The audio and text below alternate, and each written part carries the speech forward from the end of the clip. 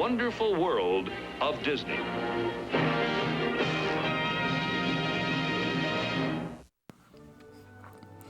Hello and welcome to My Disney Brain podcast. Today is August the 16th. And my name is Kelly. It's my pleasure to welcome you into the podcast today. We've got a great show planned for you. As always, there is a great deal of news and updates regarding Disney that we're going to cover with you as well. We've got some new pictures of the Tron coaster, as well as the Skylift is almost ready to go. So some footage came out in the recent days of the Skyliners uniforms that is on our Facebook page. We're going to talk a little bit about that today, along with a few other things.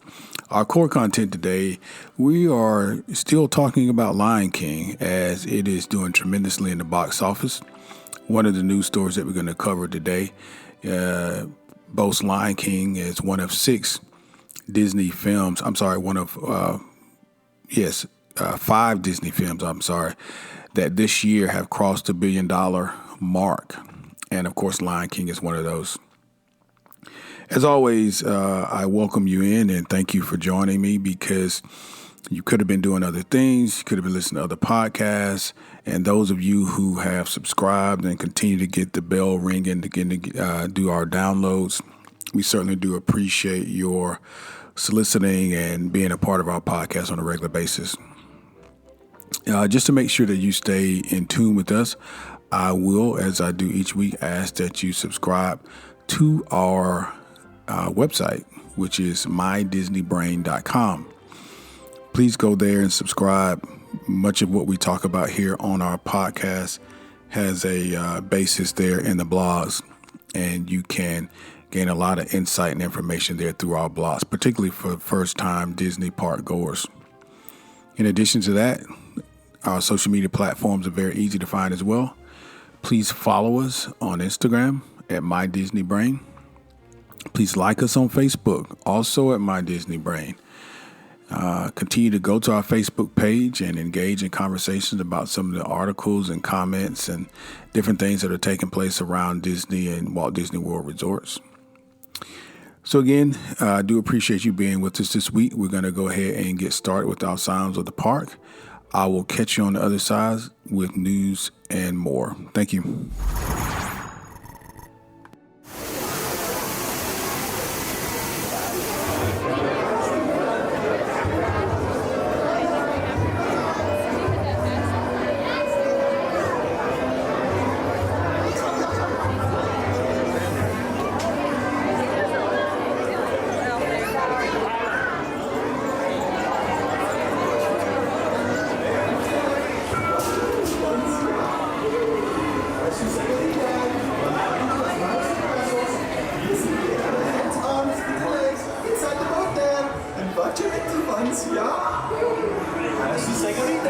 Mantenga las manos y brazos y pies y piernas dentro del bote y mire a sus pies. ¿Ya?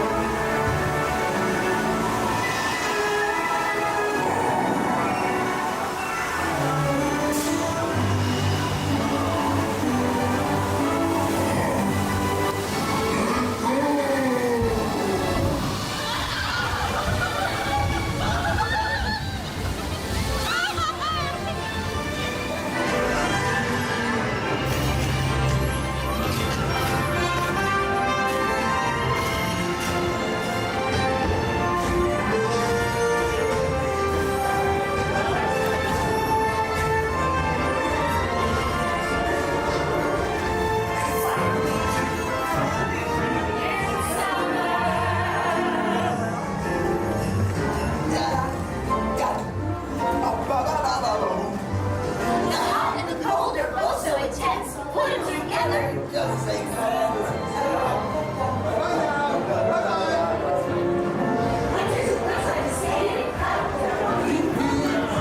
back. You remain seated till your boat comes to a complete stop at the dock, and your ass ticket out to the right. Yeah? Bye-bye now. Bye-bye. All right, guys, let's jump right into the news as we have a full show planned, and I don't want to hold up any of the content. I'm going to have my daughters in the studio with me today, and we're going to be talking about The Lion King. But more specifically, we want to break down the movie into its core characters, and we're going to compare this live-action Lion King to the animated version by character. So it should be fun today, and certainly hope you enjoy. But we do have a few news stories that we want to cover before we get there. Again, Disney's become the first studio with 5 films grossing over $1 billion this year.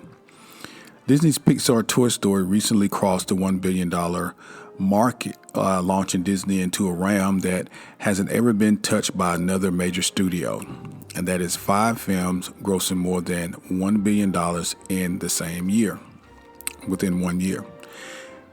Deadline, who is the writer of this article, projects that Frozen 2 and Star Wars: The Rise of Skywalker, which I'm looking forward to, both may put Disney at the 7 film title. In other words, they think these two will also cross the $1 billion mark. The studio's other films to soar past $1 billion for Disney this year include Captain Marvel, The Avengers Endgame. Well, Captain Marvel is at $1.1 billion. Avengers Endgame, which is the top gross-selling movie of all time because it did pass Avatar, it is at $2.795 billion.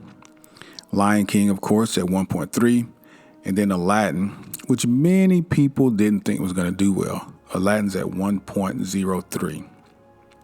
For the first time in years, Disney chose not to launch a Pixar film during Father's Day weekend. However, Toy Story 4 saw the best opening ever worldwide for an animated picture with $244.5 million. Toy Story is currently the 8th highest animated movie of all time.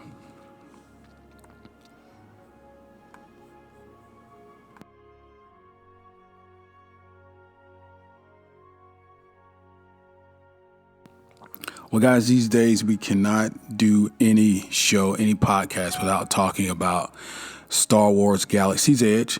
We are getting closer and closer to the date where the launch and the opening for Star Wars Galaxy's Edge is going to take place in Disney's Hollywood Studios in Orlando.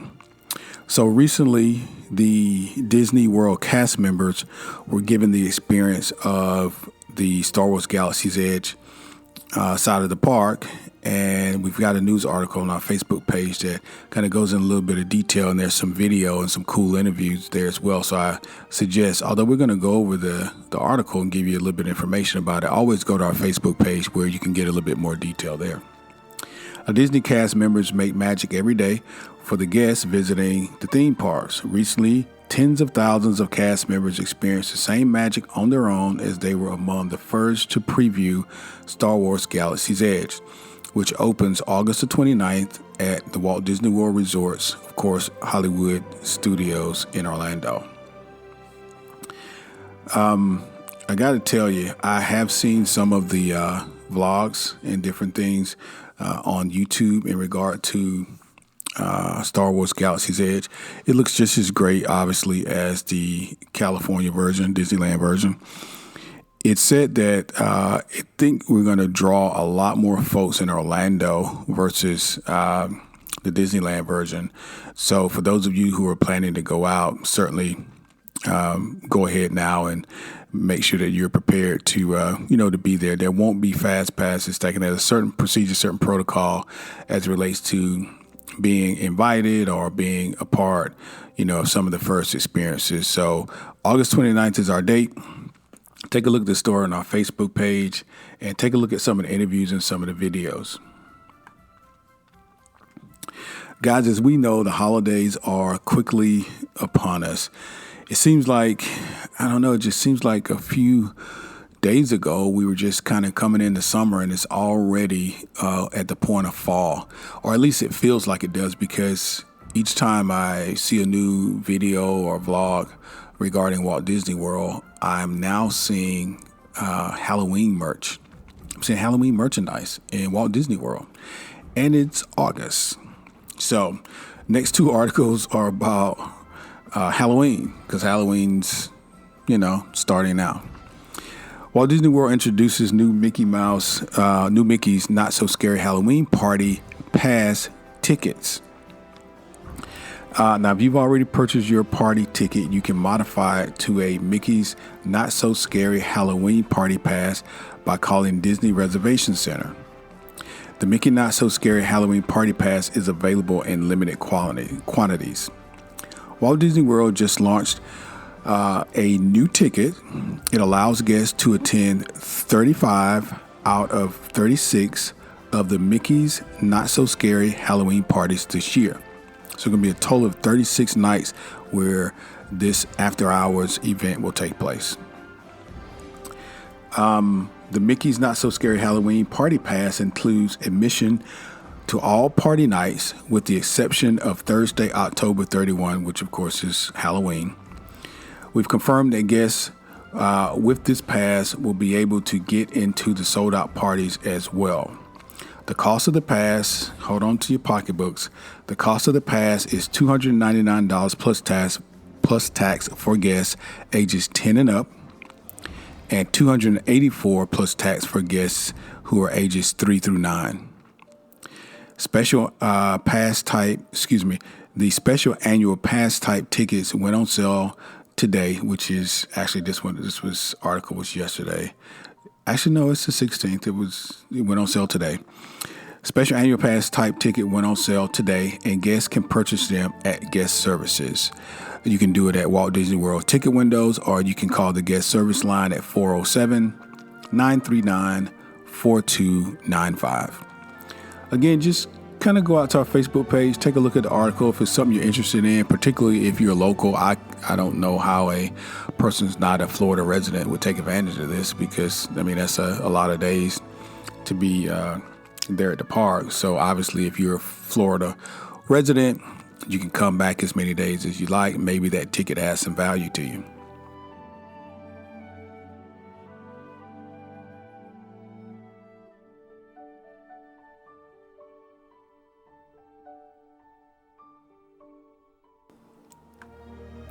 Piggybacking on the Halloween ticket story there, food, of course, is the next part of the Mickey's Not So Scary Halloween party for 2019 in the Magic Kingdom. There's a new foodie guide out on the Disney Parks blogs, and it lists and documents what some of the offerings will be, and they look pretty exciting. So again, the special Mickey's Not So Scary Halloween party actually started tonight, which is August the 16th, and it runs through November the 1st. And there's a lot of changes this year, and each year, of course, there are new food offerings that everyone is so excited about. So I'm just kind of run through some of these that I see here in the article, but of course, I would encourage you to go out to our Facebook page so you can actually see these cupcakes and cookies and pop-ups, and man, some of these things are really, really creative. So yeah, it looks like a lot of sugar, to be honest with you, but it's Halloween, so have fun with it. All right, so with all the new fireworks, from the Disney's Not So Scary Spectacular and the special character greetings, the Mickey's Booty You Halloween Parade, the Hocus Pocus Villain Spectacular, and more, this frighteningly festive event is in place for this Halloween season. Now, what can we look forward to in terms of more sweets and savories and sips and different things like that? Well, throughout this particular article, there's a listing of from cupcakes to cinnamon rolls to pop-ups, and I'm just going to kind of go over a few of these with you. So everybody gets excited about the cupcakes. That's one of the things I always hear each year in different vlogs. What do the cupcakes look like, and the cookies. So let's start with the cupcakes. So there's a cupcake called a Muck Cupcake, and it is going to be available daily at the Main Street Bakery. Basically, this Trick or Treat candy cupcake, it is baked peanut butter chips, chocolate candy bits, and toffee. Now it's filled with caramel sauce and it's topped with an edible cake. It's a lot of sugar, guys. It looks like it sounds. And it's got this cream, this cream covering decoration on top. And it's, the feature is the Sanderson sisters. So this is a treat made after the Sanderson sisters. The second is a Halloween cinnamon roll, also available daily at the Main Street Bakery. It celebrates the season with a classic Mickey-shaped cinnamon roll topped with orange icing and chocolate spiderweb. That also looks pretty good. Next is a pop-up. Of course, Jack and Sally are, favorites for the Mickey's Not So Scary Halloween party. They probably draw the longest line if I was to guess. But Jack and Sally push cake pops, party exclusive, available at carts near Cinderella Castle.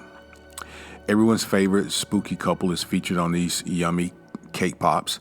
The Sally cake pop features gluten-friendly vanilla cake, buttercream, strawberry crispy pearls, and a white chocolate Sally. The Jack cake pop has chocolate cake, vanilla buttercream also, white chocolate, and dark chocolate crisp pearls, dark chocolate curls, and a white chocolate Jack skeleton.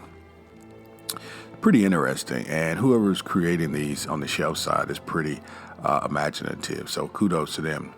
So a few more. So there's a Donald Duck brownie. There's also a Now Begin Thy Magic Spell party exclusive treat, and this treat is, it says bring out your own inner witch by sipping on this red slush with passion fruit, blue curacao, Sprite, and lemonade garnished with a chocolate-covered apple slice. Well, that's pretty interesting because I'm not sure if you guys are familiar with blue curacao, but a few years ago, my family and I, we were in Curacao, and we had the opportunity to tour the liqueur distillery there, and it is Curacao de Curacao, and they have a lot of different spirits there, but they're all, pretty much the same. They're just different colors. So blue curacao is actually a liqueur. It's interesting. I knew they were selling liquor in Magic Kingdom, but I've not really seen it at these after-hour parties. But unless I'm wrong, this blue curacao couldn't be too many things, and I've actually brought some of it back with me, the blue curacao, and it's very, very tasty. So this drink actually sounds like it's going to be pretty good. Again, it's available at Casey's Corner, and it's called Now Begin Thy Magic Spell. They're going to be nachos. I'm not a nachos person because, cheese and walking around and being hot, and then plus processed cheese. Hades nachos is probably what it's going to feel like. This also is a party exclusive, and it's available at Pecos Bill, Tall Tale Inn and Cafe. Billy's Worms and Dirt. This actually looks pretty fun. I bet you kids will love this. It looks like a little coffin, and there's chocolate that makes it look like dirt, and then there are worms coming out that obviously makes it look like worms coming out of the graveyard. But Billy's Worms and Dirt, it's also a party exclusive. It's available also at Pecos Bill, Tall Tale Inn and Cafe. What else we have here? Caramel pretzel, cinnamon donuts, frozen apple cider. This is available at Golden Oak Outpost. There's a Headless Horseman cheesecake. My wife's a big fan of cheesecake. Party exclusive. This is available at Sleepy Hollow. There's a chocolate Mickey waffle sundae, also available at Sleepy Hollow. Party exclusive as well. There's a Constance for better or for worse wedding cake. Okay.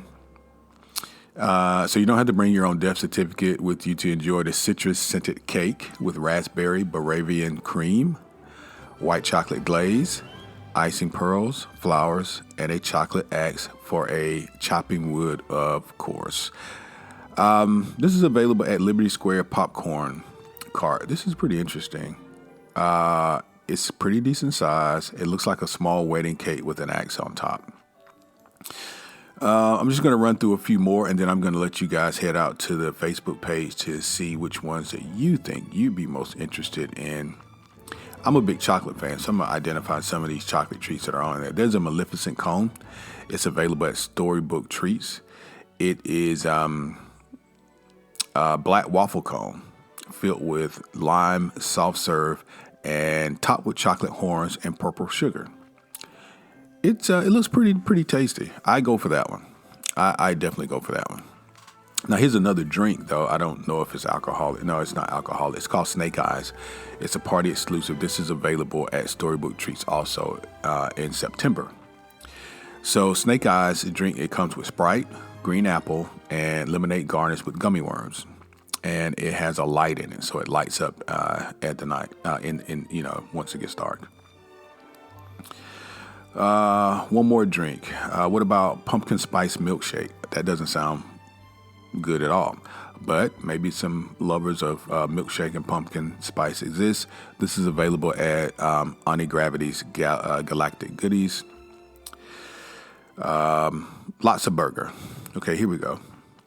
Lots of Burger is available at Cosmic Ray's Starlight Cafe. This huggable burger features a beef patty topped with brie fondue, strawberry bacon jam, an onion ring, and a Lotso bun. Those are very different flavors. I am plant-based, so you guys have to go out and grab it and tell me what it tastes like. But those flavors don't sound like they go very well together. Or maybe they do. I don't know. Hades Hatred is a party exclusive. It's available at Cool Ship. This is a lemonade, again, blue curacao, and blueberry popping pearls topped with blue cotton candy. So this is another drink. This actually looks really, really nice. And I think I've seen this on a few vlogs before. People tend to really go for this one. But again, the name of the article on our Facebook page is Foodie Guide to Mickey's Not So Scary Halloween Party for 2019 at the Magic Kingdom. Go check it out. All right, guys, I'm going to give you at least one or two more stories. Actually, just one more because I want to kind of jump into something different before we get into our core content. But this story I thought was sort of a relief after seeing so many price hikes over the last few weeks and months from Disney, as it relates to parking and then the pass holder, ticket increases. The name of this article is a discount midday magic ticket at Disney World. So basically, Disney's offering a new discounted afternoon park admission option, and it's called the Midday Magic Ticket, and it's valid at Magic Kingdom, Epcot, Animal Kingdom, and of course Hollywood Studios after 12 noon. Now, for starters, Walt Disney World's new ticket, this Midday Magic, is only a multi-day ticket. It's only a multi-day ticket, so you cannot take advantage if you just want to do one day, which is sort of a downer because I could see the benefits of somebody just kind of popping into town, not really having either the time or wanting to be there all day, but saying, hey, I have meetings in the morning, but I'd love to come in the afternoon, but I'm only going to be here a day. I would do that. But anyway, it's sold in 2 to 4 day increments. Currently, it's available between now and December the 15th. But, now, August 16th to December the 15th. Now, if the Midday Magic proves popular, certainly folks expect it to be extended.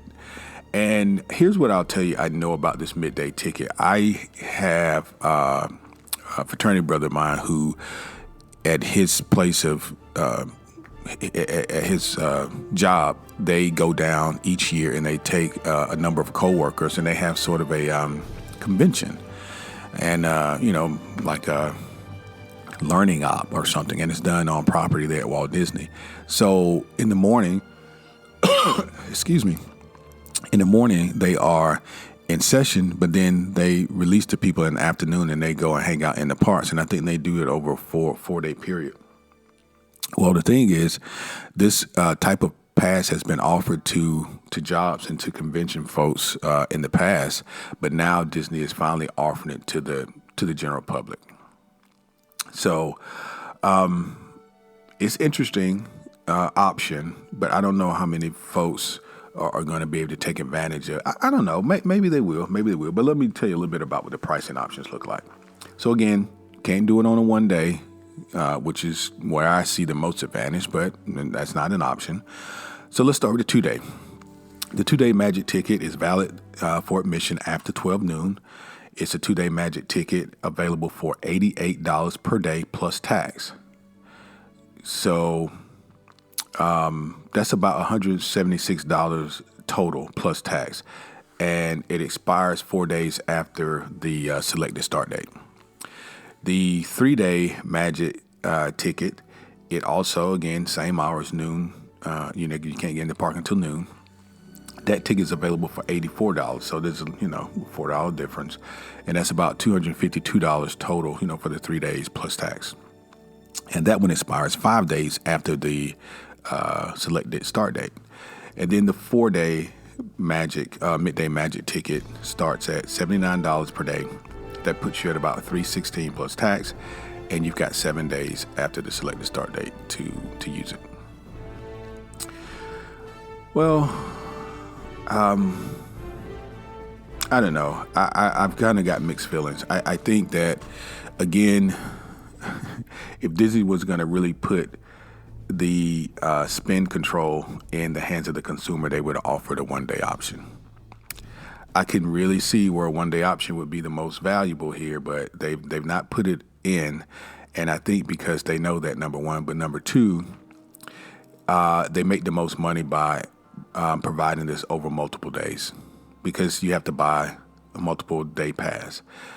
No different than the discounts that are currently offered on a 1-day ticket. Yeah, well, here's the bottom line, and it's a business, so I'm not upset or anything. But they want folks to be on property as many days as possible. And that's where they're going to get the most value, from their side. So anyway, the article is on our Facebook page, and when you get the time, go and check it out. So a few weeks ago, I did a little trivia. My tongue is not working today. I did a little trivia, some things that, we didn't really know about Walt Disney World. And I wanted to kind of go back to that because, got some positive feedback. And I think that, for me, it was a learning experience. And I'm thinking for you, it may have been as well. So I'm going to kind of jump back and kind of give you some, maybe 4 or 5 different things that you maybe did not know about Walt Disney World before we jump into our core content today. Now, here's one thing, speaking of money and passes, that I didn't know that seems just, I don't know, it just seems bananas. But I've seen this on about 2 or 3 different sites. So in 1971, October 1 is when the Walt Disney World in Orlando opened. So take a wild guess at what the admission for an adult was. There's no way you'll guess this. It was a whopping $3.50. $3.50. You literally cannot buy Coke. Well, I don't know. Maybe you can buy a Coke for $3.50, but it's going to probably be a small. $3.50 will get you a regular water, but not a Supreme, water. $3.50 for an adult in 1971. So that equates to approximately $21, I think, which is, today's value. So, yeah, ticket prices have gone up a little bit, yeah. What else? Here's something I've always wondered about. Like, what are they doing in Cinderella Castle? I wonder, what are they doing in Cinderella Castle? Well, for the research that I've done, and this particular fact says that Cinderella Castle's tallest structure in Disney's Magic Kingdom is 189 feet tall, and that's followed by Space Mountain at 183 feet. But the other thing about Cinderella Castle is that it is virtually empty. Now, we know that a few years ago, because they publicized it, they went in and they revamped and they made this really nice suite in Cinderella Castle. The problem with that is no one can really go there. You can't really book it. It's I don't even understand how it's utilized, to be honest with you. I've even heard celebrities trying to use their influence and, spend a lot of money to get in there. And Disney, I guess, just determines who they're going to let stay overnight there or not. But the most iconic amusement park building on the planet hosts only a restaurant, a gift shop, and the ghost of Walt Disney's would-be apartment. Disney built an apartment for Walt in the castle plan, but he died before its completion.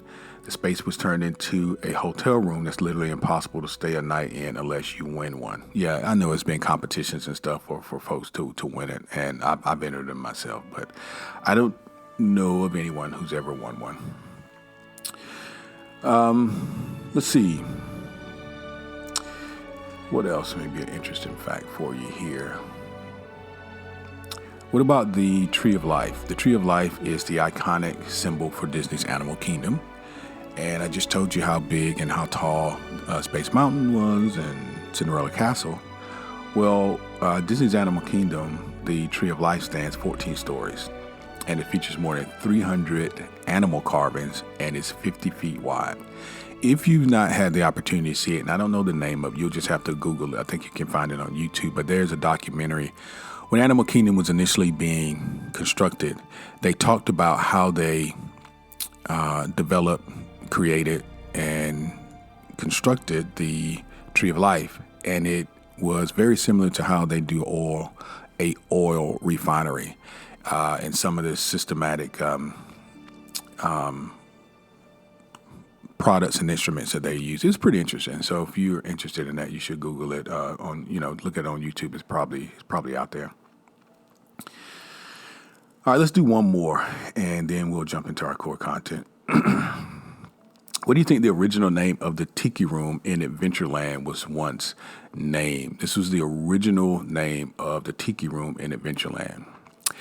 Well, it was known as the Tropical Serenade, because you got all the birds and it's sort of this Polynesian feel. Well, it's not sort of, it is. And they sing, the Tiki Room is one of my favorite places, and I really enjoy it. But yeah, so those are some things that maybe we didn't know.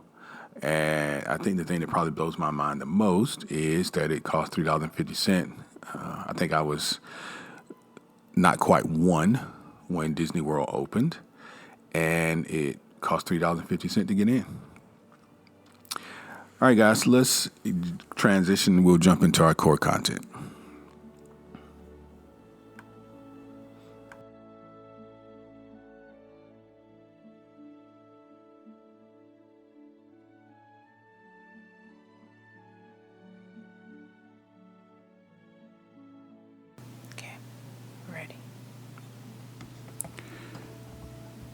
All right, guys, we hope you enjoyed the sounds of the park and the news for this week. We're going to go ahead and jump into our core content. And this week, I think you're really going to enjoy this particular content because we're going to talk about what evidently people are loving, which is The Lion King.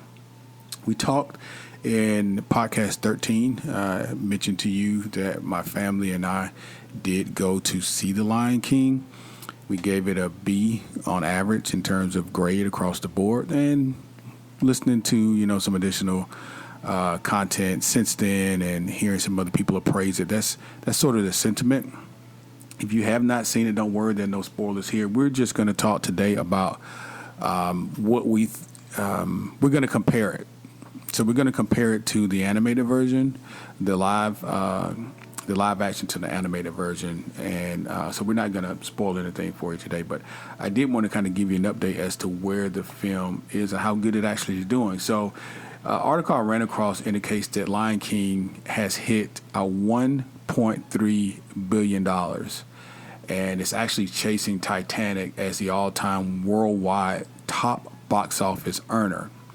Now, this, if I'm recalling correctly, I've read a lot of articles today, so excuse me if I'm a little off, but Disney, this is their fourth, I think, this year that is tracking in this direction. Lion King just happens to be at the top of the pile. So Disney's 2019 remake of the animated classic Lion King has crossed into the rarefied air of the $1 billion movie club. But where does the film about an orphan lion club stand against the biggest earnings flick of all time? And can it reach that number one spot? Now, we know that James Cameron's Titanic holds that slot. So let's see what the article says. With the release of June 19th, just, I guess, right now, given a few days, about a month ago. The not-so-animated CGI version of The Lion King was released, and it starred Beyonce and Donald Glover. And it earned, on the opening day, $473 million in the States and another $863 million in foreign ticket sales. So that puts it at about $1.3 billion worldwide, according to Box Office Mojo. This is enough to get it ranked the 12th biggest worldwide box office earner of all time, and this is behind Harry Potter and the Deathly Hallows Part 2, which brought in $1.34 billion. Now, the new Lion King is drawing a very impressive mix of old and young. Impressive since there is, also a strong repeat audience like myself and my family, because we have seen the animated, and also we were interested in seeing the live action. So we've seen both. In 2018, a film about another animal earned big numbers as well, and that was Black Panther. This is also a Disney film, starring Chadwick Boseman, and it cracked the top 10 list of all-time highest grossing films worldwide, bringing in $1.3 billion. Further up the list and rounding out the top 3 best earners ever is the film that made America fall in love with Leonardo DiCaprio. Of course, I mentioned this, Titanic, James Cameron, and that sits at the $2.18 billion mark. A big question mark is, where is Lion King going to end up? Endgame, which is Marvel, also Disney, is in that category as well. So we'll just have to continue to watch and see. Avengers Endgame, with that all-star cast of Robert Downey Jr. and Scarlett Johansson, has made the most money of any movie ever made. The final saga of the superhero franchise pulled in an impressive $2.795 billion. So I guess I was wrong. I thought James Cameron was still on the top. So evidently he was unseated this year by Endgame, because Titanic, according to this article, Titanic was sitting at, what was the number? Where did it go? I thought it said 2.18.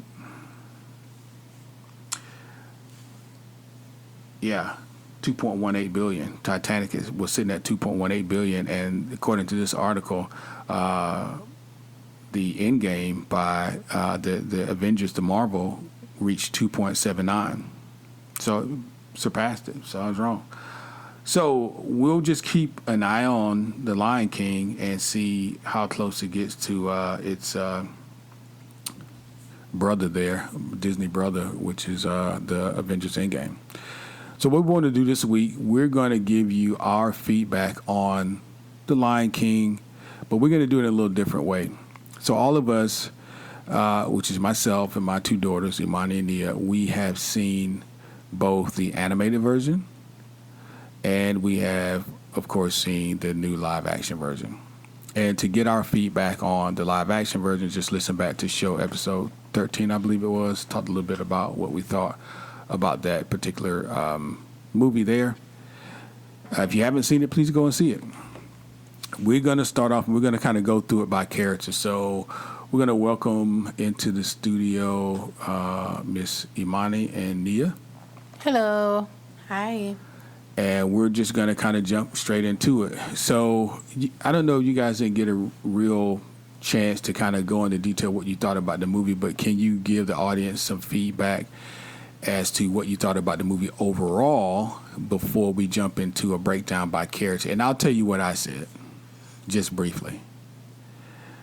Because we know we went at a time that was the theater was full of kids. Oh, yeah. That was very annoying. Yes, it was very annoying. The theater was full of kids, and, of course, a wonderful father who was not interested in fathering that particular day. So we ran into a lot of ambient and peripheral sounds that didn't necessarily have to be there, and they were directly in front of us. And it caused us to, for me, it did affect the film somewhat. But overall, I was able to kind of put that to the side and just kind of tell the audience that I thought overall it was a B. So what did you guys think of the movie overall without giving out any specific details?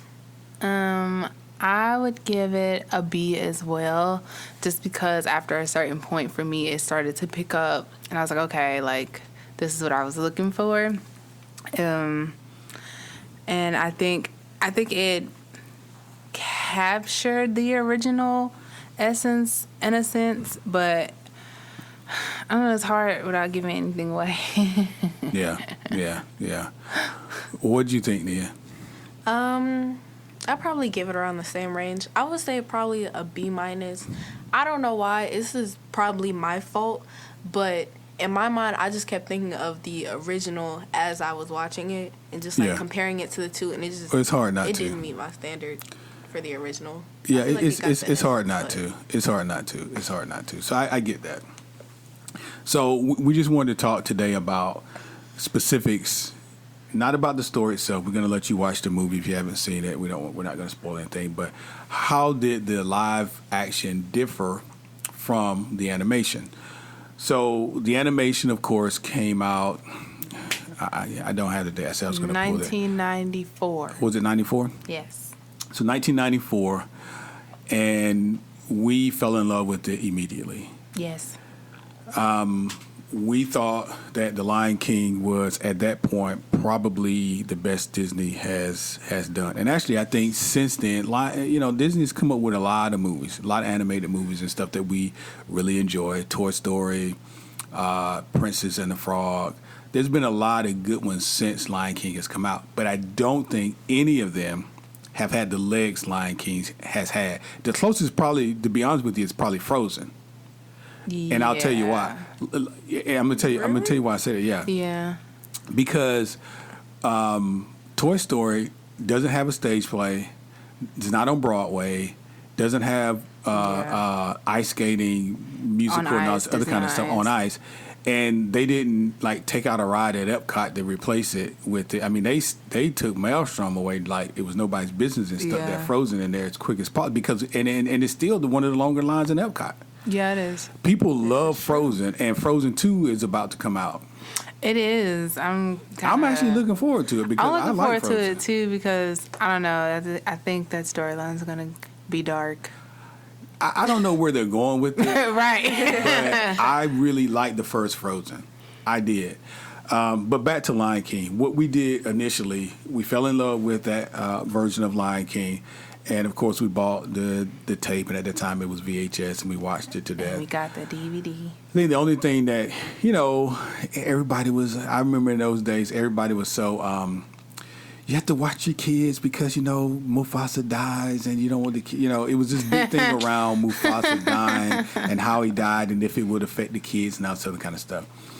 So that was a big rave in 95 or 94, whenever it came out, because all the parents were like, well, it's a great movie, but I just thought it was, it was a little harsh, You thought Mufasa the animated version was harsh. You just have to watch your kids and that kind of stuff. So we're just going to kind of jump into it today and talk to you and give our feedback as it relates to the live version versus animated. So let's just kind of go around first and say which one you like the most. Did you prefer the animated version or do you prefer the live action version? Animated. We'll start with Nia, since you are. Animated. Okay, so animated and why? Animated because I just feel like things were better in the animated one. I'm trying not to spoil it by saying specifics, but certain things to me were much better. And in the newer one, they changed several things. Some of them were fine and actually turned out to be more entertaining, but others were just not. Now, did you feel the same way about Aladdin? Because there were some changes to that. Actually, no. I liked Aladdin. I'll give Aladdin. Did you like the live action in Aladdin better or the animated? I like the live action better, just because Have you seen the animated? Yeah. So you prefer Will Smith over Robin Williams? I don't watch a lot of his films, but I just thought Will was very funny and entertaining. He was. I thought he did well. Yeah. I was concerned in that film with Will being able to be as big as Robin was in the animated. He carried the whole thing. Robin's whole personality was the whole movie. And the genie was the movie in my estimation. But Will did really good. But he did. we're getting off the point. So, okay, Imani, which one, live action or animated? I prefer the animated version because it feels more like a story, for lack of a better word. It feels like more of the fantasy, and you get to be more involved, and like the characters have more of a personality to me in the animated version, and it's just, I don't know, I like the animated version better. Yeah, it's hard for me too because I don't know which I prefer. I'm kind of in the middle. I don't want to not give an answer. I appreciate the live action. Like, Yeah. we've got Mulan coming out still this year. Next year. Maleficent. No, Mulan's going to be at the end of this year, I thought. No, No, that's next 2020. year. And Like, is it? Summer of Maleficent, 2020. Maleficent is this year. Mulan is next year. I thought Mulan was good this year, too. I'm man. excited about Maleficent. I love Maleficent. I Yeah, love that looks like Maleficent, it's too, gonna be but we've interesting. already had one Maleficent, so we know what to expect, but we haven't seen Mulan yet. So I was hoping. Mulan comes out, I want to say, in March. No, Oh, it's man, more I like thought the it was the end summer of of this year. 2020, so July. Really? We got to double June. check that. I could have sworn it was the end of this. But anyway, with The Lion King, man, I don't know. I guess I'm with you guys, and I prefer the animated. And the one reason would be because it felt like Disney. The animated always feels like Disney. Yeah. You know what I mean? Like, the live action is cool, but the animation, to me, always feels like Disney. Because I grew up on Snow White and Cinderella and all that kind of jazz. And the live action and the CGI and all that stuff, it was really cool. Don't get me wrong. I really enjoyed it. But the animated version always feels like Disney to me. Yeah. So overall, guys, we prefer the animated version. Now, that doesn't mean that the live action wasn't good and you shouldn't go see it. That's completely not what it means. It's just as a preference, if we had to choose.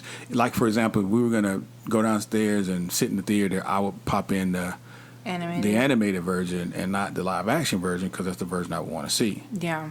right? As opposed to something like Pirates of the Caribbean. There's no animated version. I think in the reverse, if somebody came out with an animated version of Pirates of the Caribbean, I'd be like, that's weird. cheesy. Yeah. You know what I mean? Like, go backwards. I'm like, no, I don't do that. So, animated it is. So let's start off this way. There were, as Nia alluded to, some changes in this particular movie. We're not going to say specifically what, but let's compare characters. This is going to be very interesting if we can't actually give specifics. Well, try not to get too specific into the storyline as it relates to telling people what happened, but you can get specific to character. For example, if we're going to talk about Mufasa. So Yay. how was Mufasa different or the same from animated? I wanna go Was the first. animated Mufasa, course you do. more intrinsic to the story? Was this live action Mufasa just as impressive? What do we think about Mufasa? I think that, okay, I just want to say that I'm so very happy that they had James Earl Jones come back and do Mufasa because literally no one else on the planet can do Mufasa. Don't argue this point with me because you'll be wrong. So, I'm so happy that they had him come back and do Mufasa. I think it's kind of obvious that, like, he's older. Like, you can hear it in his voice. But his, like, to me, it's still, like, very nostalgic. It's still Mufasa. It's just like, yes, James, yes. So, I like Mufasa in both of them. Yeah, but the character. Yeah. So I agree with you. I think once it's like Darth Vader. If someone else tried to Yeah. be Darth Vader, Yes. you'd just be like, it's not happening, dude. It's really not Yeah. happening. You might as well just create another character. James Earl Jones and Morgan Freeman and people like that, they just have that voice, that voice. presence, and you can't duplicate it. You'd be better off creating another character because people are not going to believe it. But the Mufasa, the character, what was it about the live action that you liked more or less, or it was no different versus the animated? I don't think there was much of a difference in their character, and again, mostly for me, that's because they kind of stuck to what the original character was. So I don't think there was much of a difference. Okay. Nia, what do you think? The animated Mufasa was relatively the same or different than the live action Mufasa? And which one do you prefer?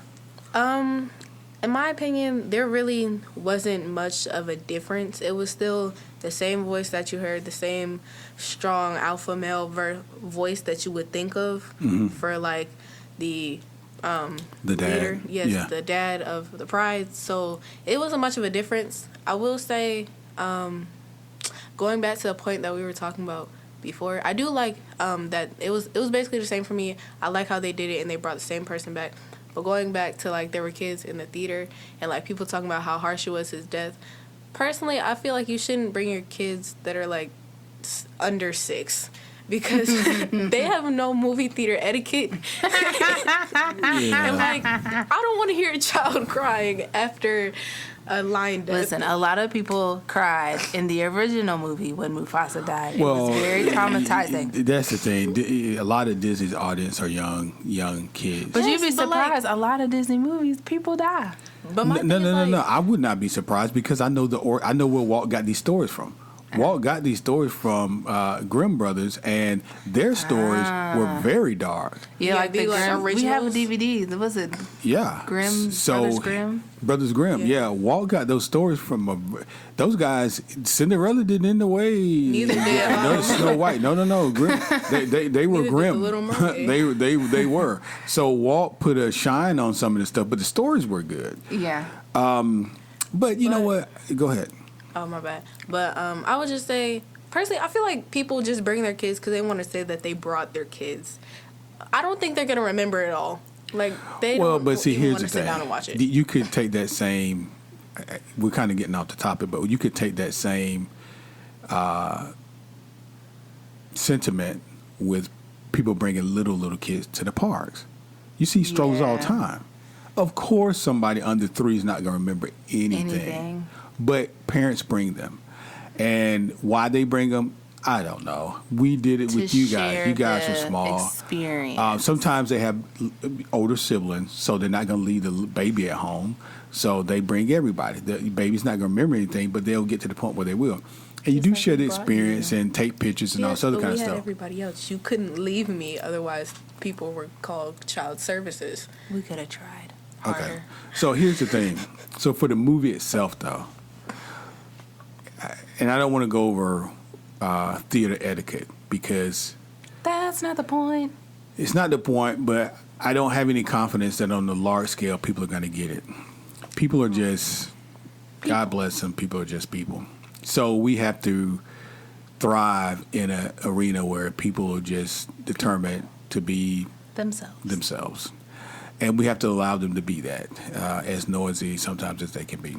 But back to the point, which was Mufasa animated versus Mufasa live action, you didn't think there was much of a difference. I did not.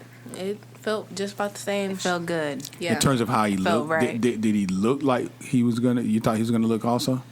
No, well, no, not to me because in the previews, I saw mostly like Simba in the previews, like young Simba, and that like Right. young Simba to me, I 'Cause was he's like, on the oh, posters okay, and all that yeah, stuff, like, too.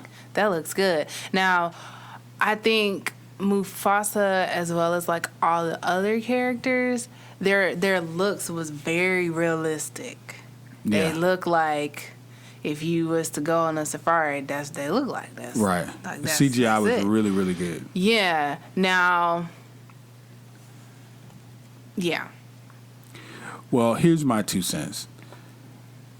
To your point, I didn't really see Mufasa in any of the advertisements prior to. Mm-hmm. It was mostly that iconic Rafiki putting the dust on Simba, Simba. and then lifting Simba, that sort of thing. And God bless Disney, they promoted the dickens out of Beyonce, which she was only in the movie for the She was in there for like the last the 20 adult minutes. movie was only in there. Nyla was only in there for a little while. Nala. But that's what I said, Nyla. But anyway, Nala. okay, great. So here's my thing about Mufasa. Did he look like I thought he was going to look? Pretty much. He looked royal. He looked strong, and he looked, very much like the King of the Jungle. However, he also was I don't know if he was the same when. I guess he was the same when animated. It was pretty consistent. Let me just stick there. He was pretty consistent. So for me, it was no big change. I did appreciate the fact that they secured James Earl Jones to continue to do it. I thought that made a big difference if they had to try to get somebody else to do it. It's kind of like with the Mulan, second Mulan, third Mulan, all that stuff when Eddie Murphy wasn't the dragon anymore. It was like it was so noticeable that you were like, that's really corny because Eddie Murphy is Eddie Murphy and everybody else is not Eddie Murphy. So I thought Mufasa was consistent from the animated to the live action. But the next one, I'm interested to see what you guys are going to say about this one. So the next character is Scar. Right. So what did you guys think about Scar? We start this time with Nia. What did you think about Scar? His Scar, appearance and his character in the live action. His appearance, honestly, was fantastic. It's really what you would think, because in the movie they portray him as like a low class, and that's really what you would see here. That's really what you think with his appearance and all. So his appearance, I would give that a grade A appearance because that really was realistic. It looked very nice. But his character was nice. I felt like some of his sarcasm levels weren't always up to where they should be, and a few of his songs, we're not going to talk about that. But we're not going to talk about that. Okay, Imani. Scar animated versus live action. I think the live action Scar, they did a good job pulling from the animated to the live action. Like if they, I don't think they could have did a better job of making him live action, from like his scar to the color of his fur to, how mangy he kind of looks because he is like the outcast. So I think they did a good job portraying him in the live action. I think, to me, they could have found someone with a deeper voice to play Scar. Because, like, in the animated version, he has, like, that deep, like, I hate you voice. Well, I don't know if he does. I think I have to pull this up just a second. The guy who initially played him, I want to say he also played in a Die Hard. And I see his face and I can't. Jeremy Irons. I actually like the voice. Yeah. I'm going to tell you what was different for me for the animated versus the live action. The live action was a better depiction. Yeah. Overall of what I thought this particular character would be, because he's conniving, he's underhanded, he's someone who killed his brother, he's someone who would have killed his nephew, and the way he looked on that CGI, that's what he looked like. Yeah.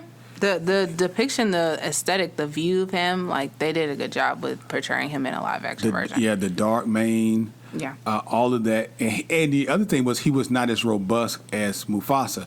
So he looked kind of slouchy and just kind of like, not so much slouchy, but he didn't look as... frail. He looked frailer. He looked more frail, but he also looked like he doesn't take care of himself. He's just kind of been laying around, not doing anything.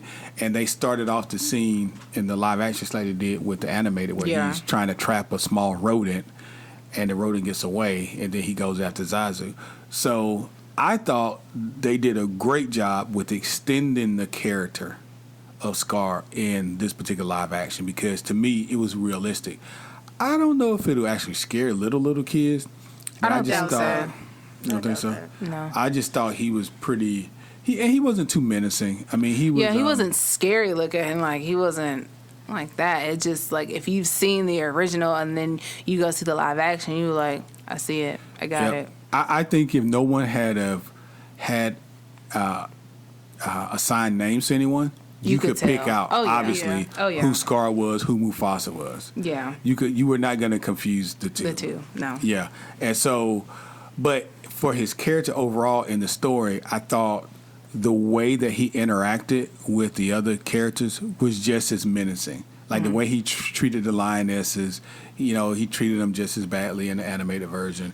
The way he talked to Simba, he was very sarcastic and just misleading and underhanded and these sorts of things. And just to mention here, the overall scope of the movie in terms of the Pride Land, the Elephant Graveyard, and stuff like that, all that looked really realistic too. Oh yeah. Yeah. Oh yeah. That Very, looked, especially the Elephant Graveyard. Either one of you guys can talk about that. Well, I mean, I've never been to an elephant graveyard. I mean, the way it looked on the movie. No, it looked good. Especially in the scene that they're running from the hyenas. That was awesome. They did a good job. It was a lot more detail. Obviously, Yeah. in the animated version, this has been 20 years ago. It was what it was. No, 23. Yeah, over 20 years ago. 25 years ago. It was 25? 25 years ago. 'Cause I'm 24. So, but in the CGI, there was a lot more detail. Yeah. And that famous scene where Simba gets cornered by the hyenas in the elephant graveyard, Yeah. the way that was depicted, that was a very strong scene. I thought that was very strong. I thought that was really well done too. Because, he sits there and he roars the first time and it's his roar, and then he roars the second time and it's his dad's. That was really well done. So we thought Scar overall was a very well constructed depiction of who we thought Scar to be in the live action. Simba, main character. What did you guys think about the live action version of Simba? We start with Imani. Baby Simba was good. I liked that he actually looked like a little cute lion cub. I think Baby Simba was good. I liked the voice. I liked the look. Grown-up Simba, I liked how they made his hair like reddish. Like you could kind of distinguish between him and Mufasa a little bit. Mm-hmm. He also looks very real, like a lion in the jungle. I don't know, like, again, it's the voices for me. I wouldn't have chosen Gambino to be grown-up Simba. I would have chosen somebody, not necessarily, like, with a voice as deep as, like, maybe Scar or Mufasa, but just something that, like, was like a lion, like, you know what I'm saying? Like, to me, hearing Donald Glover's voice as a lion, it just doesn't come across the same to me. I think because you know him probably from other things. Probably. I also know him from other things, but I actually forgot during the movie who was voicing the big really? Simba. Yeah. And I couldn't recall while I was sitting there. So it was like, it was fine because I didn't have ATL in my mind or anything like that. Yeah, maybe that was it. Because, I mean, even in the animated version, grown-up Simba doesn't have a deep voice. He doesn't have that voice like Mufasa or Scar does. But I don't know, it was something about it. But maybe it is because I just kind of know who is voicing him. Yeah, I didn't really have a problem with it. What did you think, Nia? I don't have so many opinions on it. I thought Gambino did a pretty well job, held up to the title of Simba.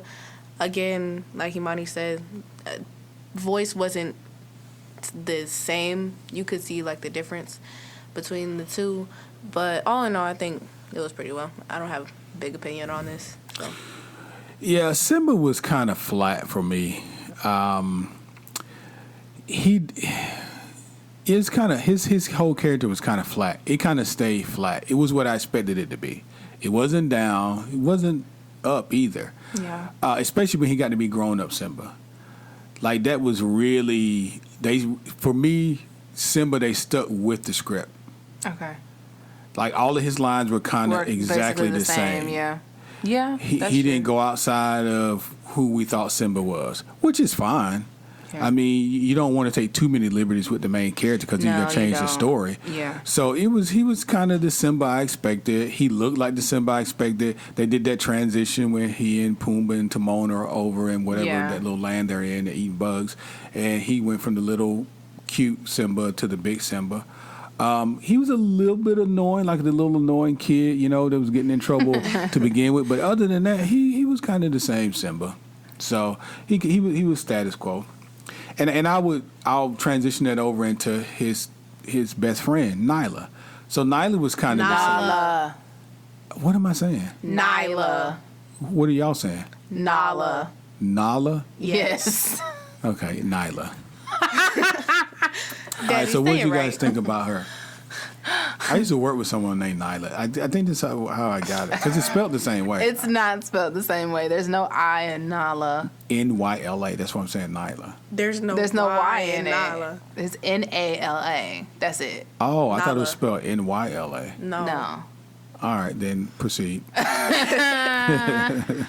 Okay, so Nala. Well, obviously everybody knows she was played by Beyonce Knowles Carter. But not the baby one. Not the baby one. Who played the baby? What's her name? I want to say it's the same girl who was in Us. I did not watch Us. I didn't watch it either, but I can't think of her name. But the daughter in Us, I want to say that's who played the young Nala. Young Nala was good. I think both like young Nala, young Simba, because they were actually played by children, their voices fit their characters. They did good with how they had them interacting with each other, like young kids that are best friends who don't ever see themselves being more than just that. So I think the child version of Nala was good. The adult version of Nala, which was played by Beyonce, which is obvious that it's played by Beyonce. Yeah. Actually, I was pleasantly surprised. Like, I was expecting, I'm not gonna lie, and I hope the Beehive does not come in my dreams and try to kill me. But I was not expecting to like Beyonce as Nala. Everything else that she had, like with the movie, like the soundtrack, the music, fantastic. But actually acting as Nala, I didn't have high standards for. But she actually did a good job. Like, it wasn't obnoxious. She's acted. Yeah, she's voiced stuff before. I mean, it's people's personal opinion whether they think she's a good actress or not, but she's voiced stuff before, so it wasn't like... it wasn't like she's new to it. Yeah, and people know her voice and they recognize her voice. Yeah, that's true. But I think her conviction and her playing the part, I think she did a good job. I'm not gonna lie. I think she did a good job with Nala. The young Nala, Nala, yes, was Shahadi Wright Joseph. So that's the same girl from Us. It looks like it. Yeah. Okay. Yeah. I thought so. So, what do you think, Nala? What? What do you think? Nala. Okay. I think that Beyonce did a good job. Now, personally, going into watching the movie... Well, we're not just wanting to talk about Beyonce. We're talking about the character. I know. Okay. I'm aware. Before and after. Okay. Dang. Comparing to the original, again, it met the same standards. I liked how they did Nala. I will say she's one of my top 3 favorites from the live-action movie. It's the same as how they were. It feels the same. Just same funny... weird relationship between Simba and Nala, how they... It's very playful at first. Yeah, it's very playful. And I will say, going into the movie, I knew Beyonce wasn't going to be throughout the entire thing, but I wanted her to be more than 20 minutes in it, because that's what it felt like. Yeah.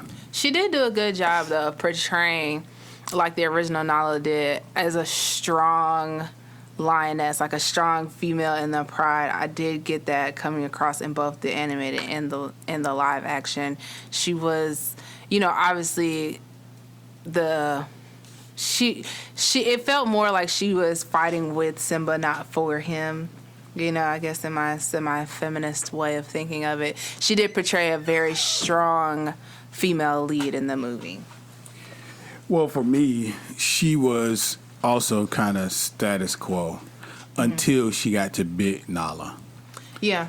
Once she got to... And I could tell the difference because I recognized Beyonce's voice, and it just seemed a little bit more forceful, particularly in some of the fight scenes. It was, she was more aggressive, and it was a lot more attitude. But that's why they brought on Beyonce, I'm sure. Yeah. And like I said, kudos to Disney for just advertising the heck out of the fact that Beyonce was going to be in it. And a lot of people probably just came Beyonce. to see it and then allowing her to do a lot of that soundtrack music, which was fantastic. It really was, because she incorporated a lot of original and ethnic truity for the film, actual Africans to put that music together, and people of color. So that was really great. So she was kind of status quo for me, though. But the next two characters, we're going to just kind of bundle them because I think we can, and just kind of say, okay, what do we think about these guys? Because they were not main characters, but they were very pivotal to the story. Mm-hmm. And those two are Zazu and Rafiki. Okay.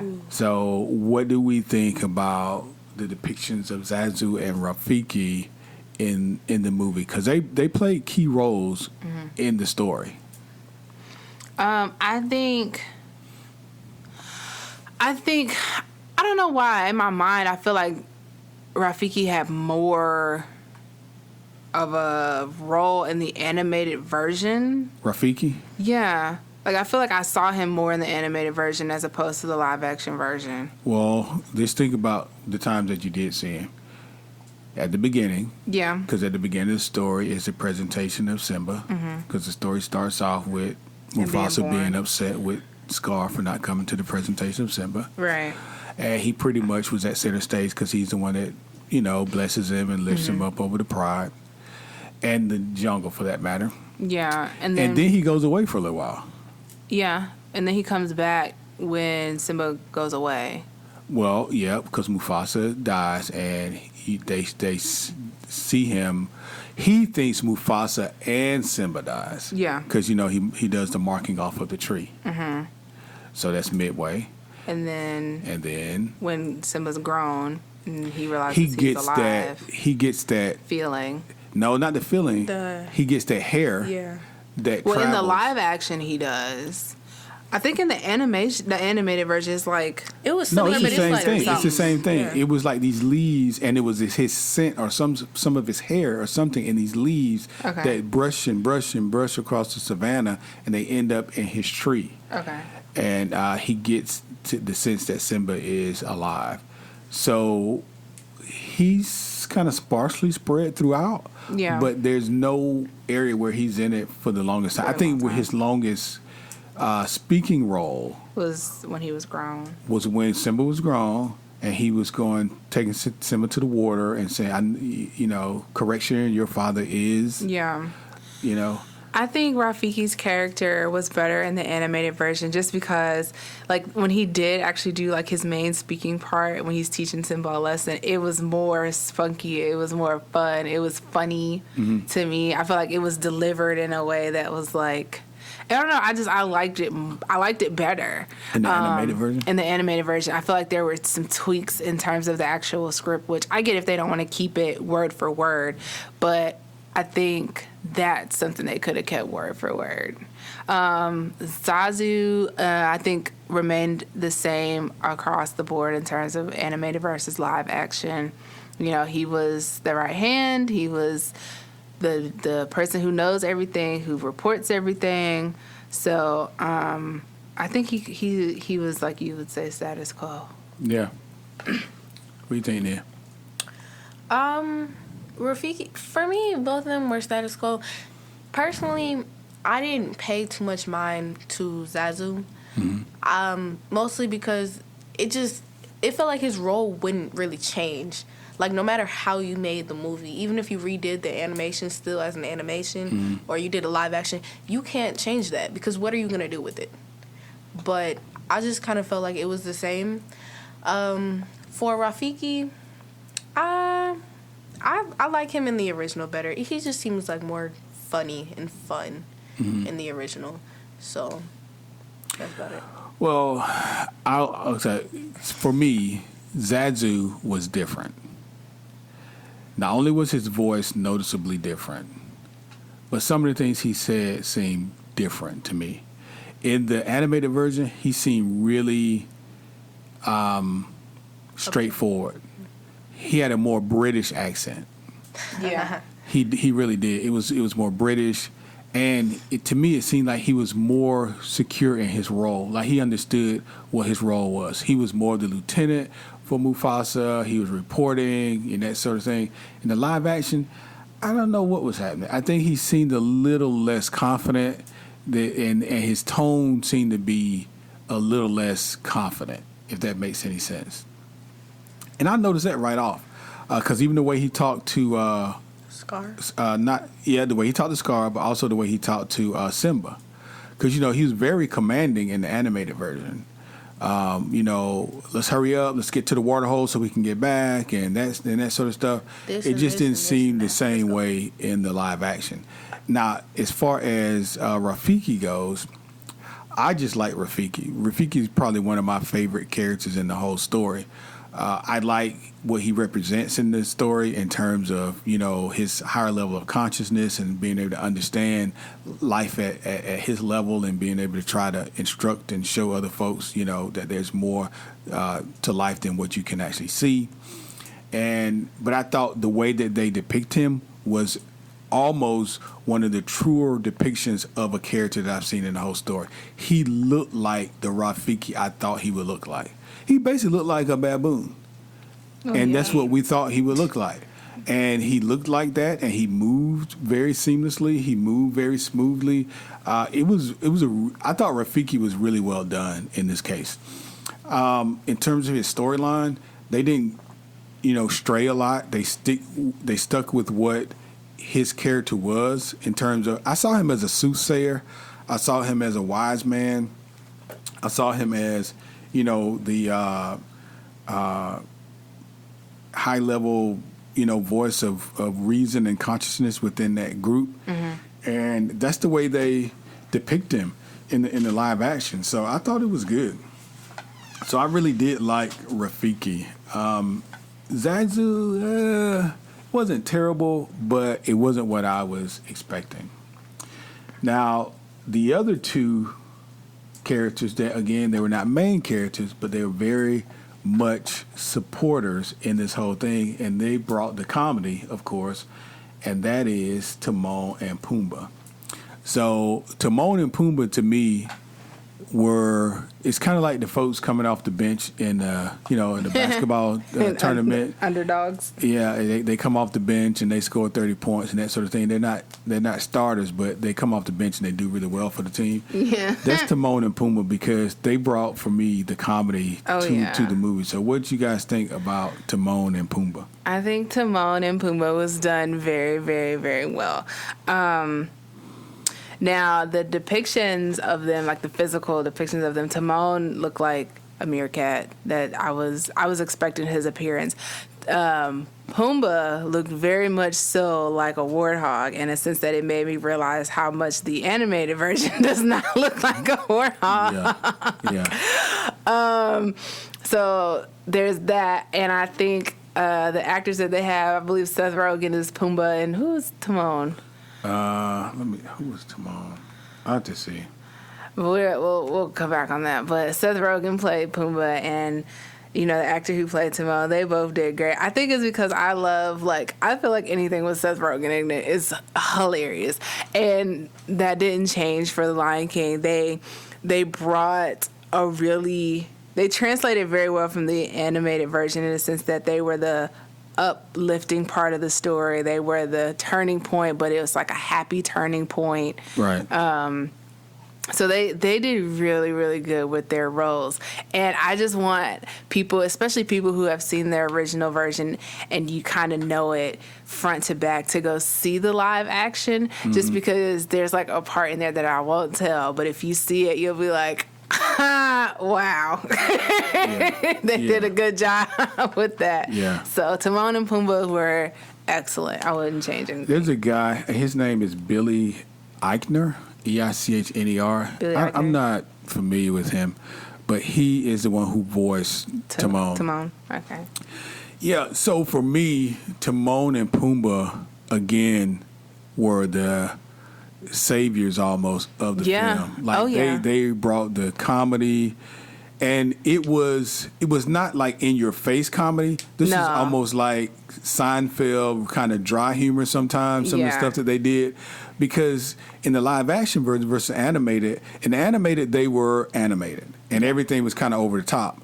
Well, here it was almost like, it was funny seeing a meerkat and a warthog take on some human properties in the way they were talking. And it was dry humor, but it was very, very funny. Now I don't know if little kids would pick up on it, but it was hilarious to me. You would have to, one, be an adult, and two, have to know, like I said, the animated version kind of front to back to see, hey, I see what you did there. I see what you did there. To Timon and Pumbaa, and not to do any spoilers, they use those characters to sort of, take some shots and take some liberties and refer to some things, maybe even some other Disney movies. It was really smart writing, and they used the right two characters to do it because they were able to get those quick one-liners in there, and people like Seth Rogen could, obviously deliver humor and these one-liners. I thought it was brilliant. Now, the way that they look like a meerkat and they look like a warthog. I mean, really like a meerkat and a warthog because he had those quick, sharp movements. His head popping up and that sort of thing. And the CGI, who did CGI? I mean, I don't know how long it takes somebody to do something like that, but to mirror the mouth along with the natural movements of a meerkat that moves almost like a squirrel really quickly, that was done so fluid, and it was very natural. And I just found that Timon and Pumbaa were just as funny, or maybe even more funny in this than they were in the animated version. And again, they did all of their signature scenes. The bowling scene. They did the. Are you calling me a war? What did he say? Are you? What did he say? Are you talking to me? Yeah, are you talking to me? Are you talking to me? So all of that was funny, and even when Nala initially tried to eat him, and then Timon is like, "So we're okay with, so you know her, and she knows it, and you're trying to eat him, and we're okay with this." So all of that was good comic relief because we got to remember his deal is Simba. I got to go back and fight for this throne, and it looks really ugly over there. All the I the leave land this is happiness. that I've created for myself. That's actual good point. And I'm gonna let Nia go, so I don't want to tell everything. But one of the surprising things that I found to be a plus was the depiction of where Timon and Pumbaa lived. That was very different than in the animated version. It was much more colorful. There were other animals involved. They didn't necessarily have speaking roles, but they were involved, and it was cute and it was funny. And you got a chance to see like a little bit of paradise where they were. It kind of looked like a little slice of heaven where they were hanging out, and where Pumbaa got a chance to really, not Pumbaa, where Simba got a chance to grow up and become an adult lion. So, Nia, what did you think about Timon and Pumbaa? Personally, for me, I have to say the movie didn't start hitting correctly till Timon and Pumbaa made their appearance. Because I was being, again, like I said, I had the original in my mind the whole time, so I was being completely judgy. And seeing Timon and Pumbaa, it made me laugh. I liked all the chances and the changes that they made with it. I thought it was hilarious. And it's still the same funny, weird, kind of corny-ish characters that you would see in the original, so I liked it. I liked it a lot. They were probably my favorite, too. How did they compare to the animated? I mean, the way they look, the way they sound, the way they move. I like the live action better. Timon and Pumbaa? Yeah. I'm kind of with you there because they were funny in both, but Seth Rogen is hilarious. And when it came down to them singing about, him not, when he went to the water hole and nobody wants to stand downwind and stuff, that was hilarious. That was hilarious. And it was only hilarious because... Are you not going to stop me? because you can hear Seth Rogen. You can hear... His voice and stuff. And it was just hilarious. Because you can see the one-liners and the expression of his face and stuff like that. So I thought job well done with Timon and Pumbaa. Because to be honest with you, Simba was kind of flat to me. He was kind of flat. Simba interesting. I don't know how you can do that without changing storyline. So I'm not really complaining, but I'm saying to spice it up, you add Timon and Pumbaa. And it became funny after that. So we have one other group that we wanted to talk about, and that is the group of the hyenas. Obviously, Whoopi was a part of that first group of hyenas in animated. And listen, like James Earl Jones, I doubt very seriously you're going to replace Whoopi. Nope. However, let's talk about what we thought about the hyenas as a group, in terms of the the menacing folks they were supposed to represent? Well, they were certainly menacing looking.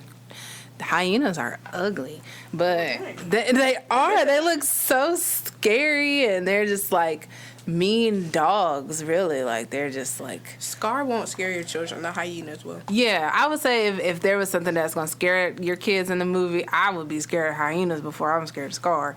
But I like how, you know, they kind of kept with the three main hyenas, the goofy one, the Right. leader who's the woman, and then Yeah. her side person. And they had, what's his name? Who played him? From Kenan and Kel. Which one is it, Kenan or Kel? No, it's not Kenan or Kel. No. It's Who was it? What did he look like? Play which one? One of the hyenas? Yes. So he was like, "Why are you so close to me?" That one. The bald head. He's a bald head guy, black guy. He's like best. Key and Peele. He's one of the guys from Key and Peele. Oh, okay. Yeah. Yeah, because Ed, the hyena that's kind of Ditzy. goofy and ditzy, he was goofy and ditzy in this, and that was hilarious. Yeah. It was dry. Yeah, humor, you have to get it. But it was pretty funny. What do you think, Nia? I'll probably say about the same. They're scary looking. Like, the way you would think a underlevel poor hyena would look that hasn't really been fed or anything, that's how they look. And they look terrifying.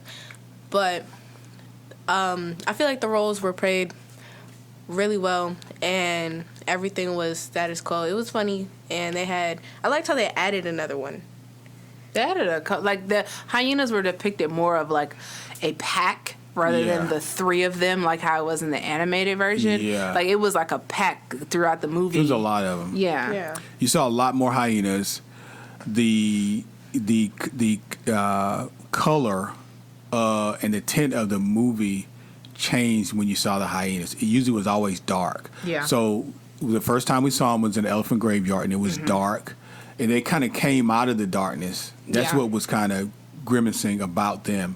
And they had that really sinister look. When Scar sung his song to them, they were all in the dark. By the time the Pride Lands went down, it was raining and it was dark. So pretty much every time you saw the hyenas, it was a dark side of the movie, and they were looking as grim, And the fight scene, of course, it was lightning and dark and all this other kind of stuff with the fire and stuff in the background.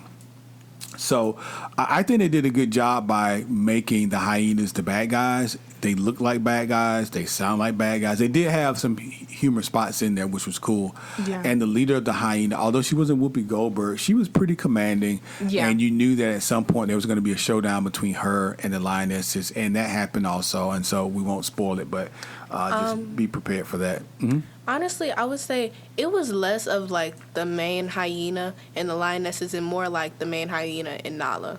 Yeah. Like, I got more of that. But see, before when Nyla was small, she was still... Yeah, they were still... Yeah, she was going at it with Simba's mom. So you just knew at some point that the lionesses and her were gonna get it on. And it just so happened that when Nyla was older. But again, overall, the movie we thought was good. We thought the message was pretty good. What I will say is there were some parts of the movie that left us kind of thinking, why did you do that? Yeah, that's not right. Why did you do that? Right. Why'd you do that? Fix it. Yeah, maybe not do that, but okay. Too much off the rails. Yeah, you will see some parts where they took some liberties. For example, in Aladdin, when oh my God, was Princess Jasmine sang the song that's now getting so much notoriety because they're going to do a separate breakout. It was not part of Aladdin initially. About her taking her power and that kind of stuff. It's more feminism. Yeah, it was like a feminist movement type of situation. And I was like, I don't remember this from the movie, but I understood what they were doing and why they were doing it. And it actually hit a home run. I think people embraced it. And so that was great. So not that it was on that level with Lion King. Nobody's going to take a feminist movement in the Lion King. but they did take some liberties, and some of the songs you're used to may have a different feel to them, et cetera, et cetera.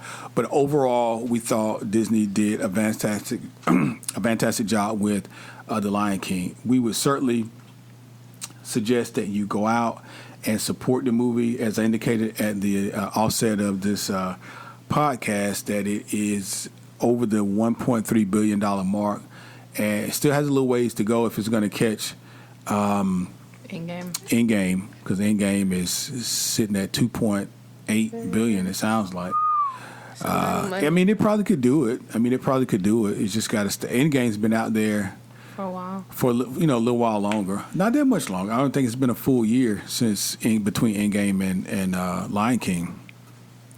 But all right, guys, we're going to close out. Any last things you would like to tell folks about Lion King? Any suggestions or any comments? Go see it.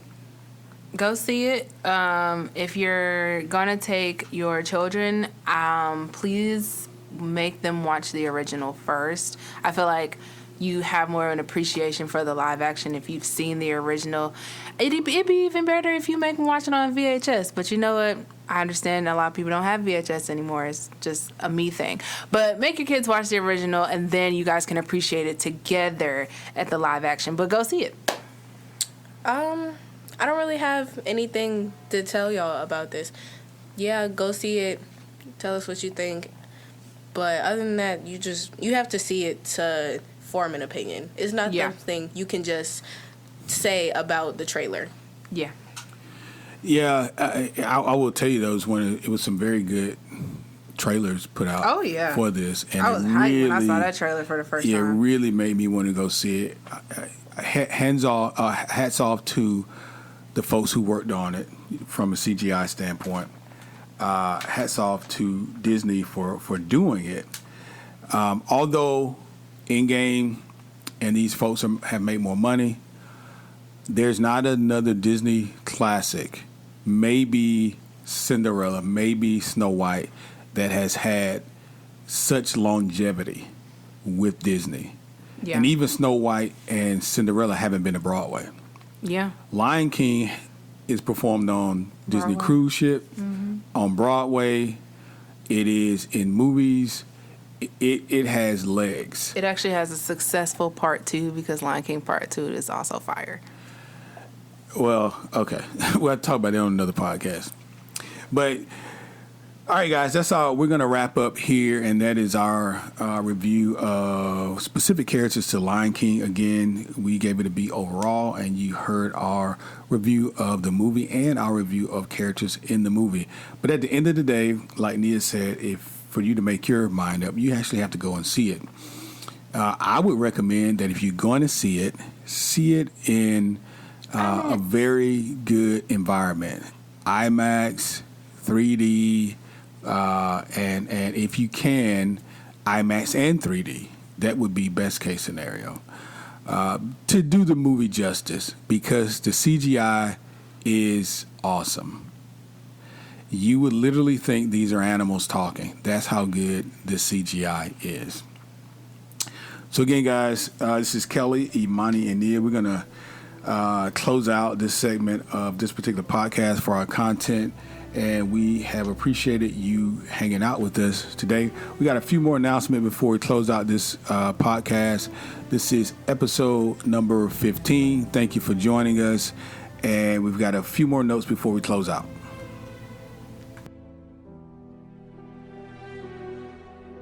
Folks, I wanted to say thank you again for joining us this week for episode 15.